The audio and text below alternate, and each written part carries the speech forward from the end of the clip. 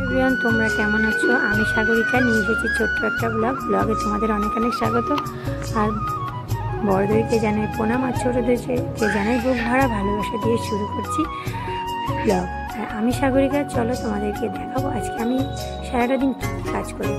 আর আজকের তোমরা তো বুঝতেই পারছো যে আজকে যেহেতু তোমাদের দাদাভাই বাড়িতে, আজকের এই ব্লগটা সোমবারে করে রেখেছিলাম। সোমবারে তোমাদেরকে দেওয়া হবে না, ব্লগটা পেতে পেতে তোমরা মঙ্গলবার হয়ে যাবে, কিন্তু একটু দেরি হয়ে যাবে, কারণ আগের দিনের ব্লগটা দিয়েছিলাম সোমবার দিন, আর আজকে এই সোমবার দিনের ব্লগটা তোমাদেরকে মঙ্গলবারে পেয়ে যাবে তোমরা।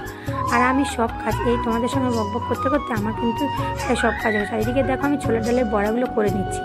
আর বড়া করে বড়া কি থাকছে নাকি বলো? মানে আমাদের বাড়িতে এই ভাজাভুজি হলে খেতে সকলেই ভালোবাসে।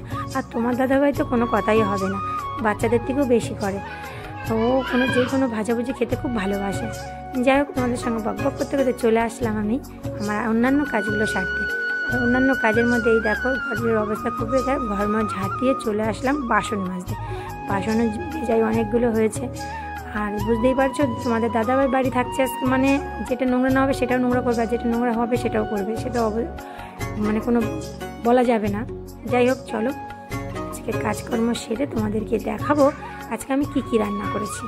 আজকে আমি রান্না করেছিলাম পনির ভাপা, আর রান্না করেছিলাম কারকল সেদ্ধ ভাতে দিয়েছিলাম, আর রান্না করেছিলাম কুমড়োর শাকের বড়া, আর রান্না করেছি ছোলার ডাল দিয়ে আলু দিয়ে তরকারি, আর পনির ভাপা।